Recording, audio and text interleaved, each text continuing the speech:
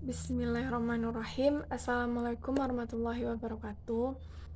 Teman-teman semua, ketemu lagi dengan saya Elvi Sakina dari jurusan Administrasi Pendidikan nomor NIM 2100254. Nah, teman-teman semua, di sini kita akan membahas materi tentang mata kuliah komunikasi organisasi lagi.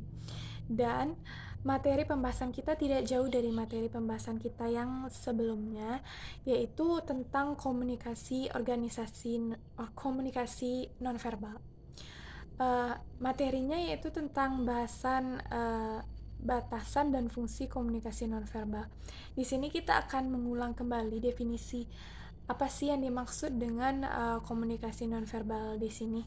Komunikasi nonverbal itu adalah suatu informasi atau pesan yang disampaikan oleh komunikator kepada komunikan, tetapi tidak dalam bentuk kata-kata, tetapi dia dalam bentuk isyarat, gerak tubuh, dalam bentuk mimik wajah atau ekspresi, bisa dalam bentuk kontak mata, dan itu disebut dengan komunikasi nonverbal. Dan kita masuk ke pembahasan tentang batasan komunikasi nonverbal. Batasan komunikasi nonverbal di sini yang pertama yaitu selalu berada dalam konteks. Yang kedua yaitu perilaku normal. Yang ketiga yaitu tindakan nonverbal bermakna rangkap. Tindakan nonverbal saling berinteraksi atau saling mengisi. Yang keempat yaitu pesan komunikasi nonverbal bermakna rangkap. Yang kelima yaitu perilaku nonverbal selalu dikomunikasikan. Yang keenam, komunikasi nonverbal berada dalam satu aturan, yaitu tergantung kepada nilai dan norma masyarakat. Yang ketujuh yaitu komunikasi nonverbal sangat menentukan pasti karena alat ukur sebenarnya kebenaran itu di nonverbal. Dan yang kedelapan yaitu perilaku nonverbal sangat terpercaya atau bisa dipercaya karena adanya dua alasan, yaitu yang pertama pesan verbal lebih mudah dimanipulasi, dan perilaku nonverbal seringkali muncul secara tidak sengaja, sehingga lebih mudah untuk ditangkap dan dipercaya maknanya oleh komunikan atau orang penerima pesan tersebut. Materi pembahasan selanjutnya kita membahas tentang jenis-jenis komunikasi nonverbal. Komunikasi nonverbal adalah bentuk komunikasi yang dilakukan seseorang kepada orang lain atau komunikator kepada komunikan tanpa menggunakan kata-kata. Komunikasi nonverbal memainkan peran penting dalam cara kita menyampaikan informasi dan makna di baliknya serta cara kita menafsirkan tindakan atau pesan dari orang lain kepada kita. Ada beberapa tanggapan atau beberapa tafsiran hasil yang ditemukan orang. Ada yang mengatakan jenis-jenisnya yaitu bentuk komunikasi tubuh, komunikasi ruang, diam, paralog, komunikasi temporal atau waktu. Kita bahas materi lebih rincinya tentang ekspresi atau kategori lainnya, yaitu ekspresi wajah.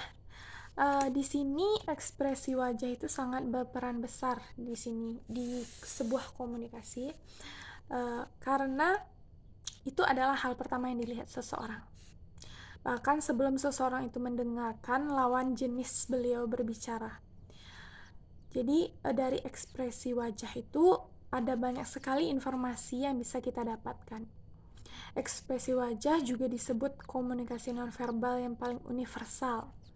Hal ini karena rata-rata orang akan menunjukkan ekspresi wajah yang sama untuk emosi, bisa dalam bentuk rata-rata cemberut, sedih, beliau tersenyum, itu adalah sebuah informasi bahwa beliau sedang bahagia.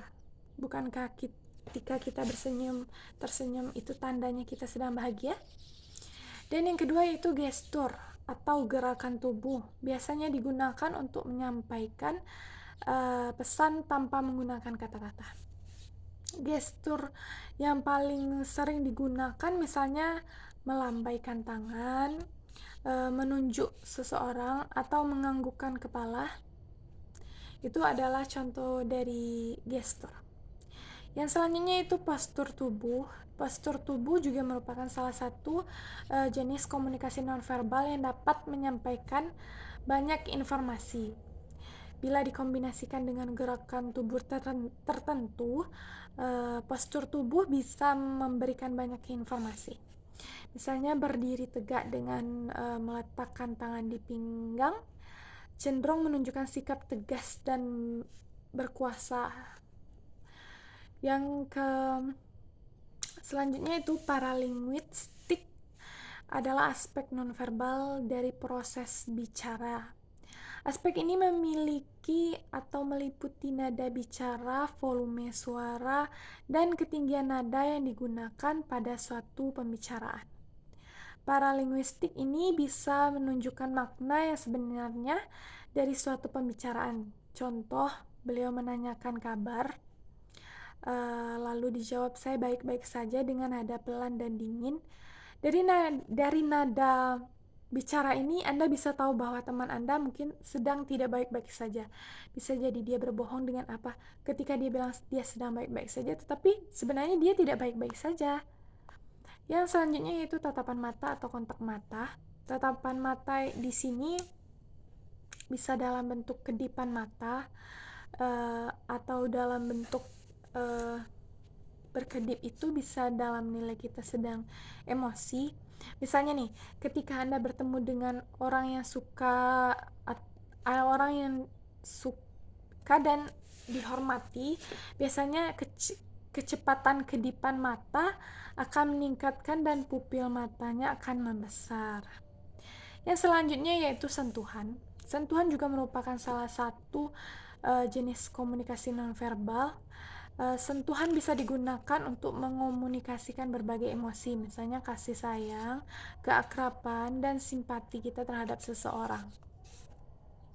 Yang selanjutnya itu penampilan. Penampilan di sini seperti warna pakaian, gaya rambut, dan juga masih banyak lain contoh-contohnya. Yang selanjutnya itu proxemic. Proxemic juga merupakan jenis komunikasi nonverbal yang berupa jarak saat komunikasi berlangsung atau ruang dalam komunikasi ini biasanya ditentukan oleh seberapa akrab dan nyamannya Anda dengan lawan jenis bicara Anda.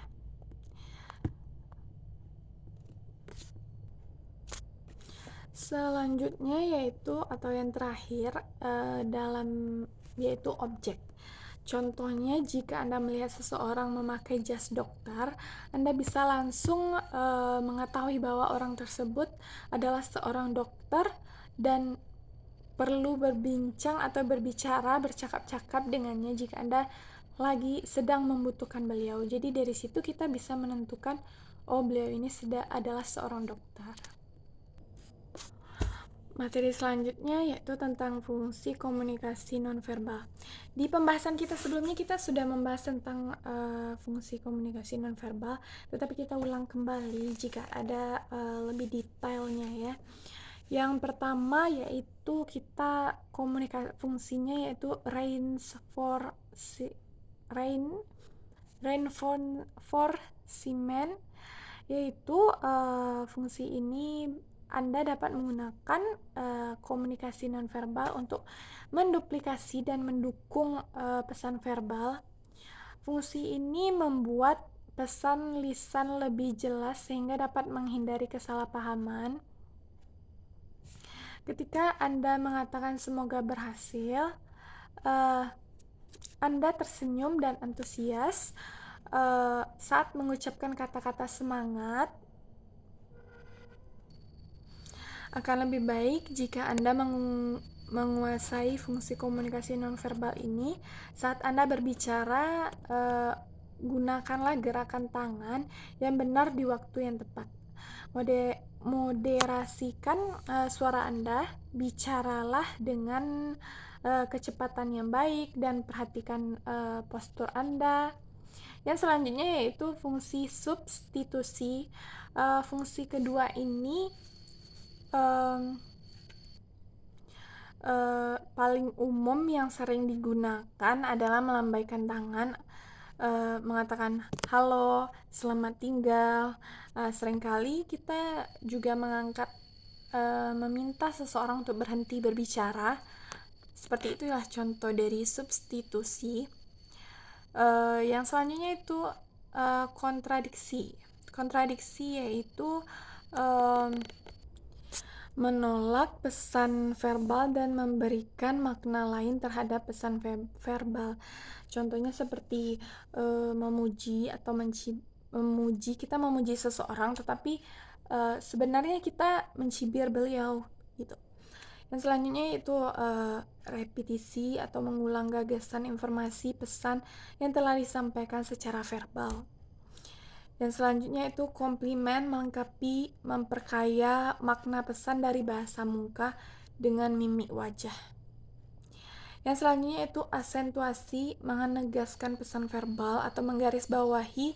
Misalnya Anda mengungkapkan betapa jengkelnya dengan memukul sebuah meja. Itu adalah bentuk kekesalan Anda. Dan itulah materi pembahasan kita pada kali ini. Jika ada terkurang atau salah kata, saya mohon maaf. Saya sudahi dengan Assalamualaikum warahmatullahi wabarakatuh.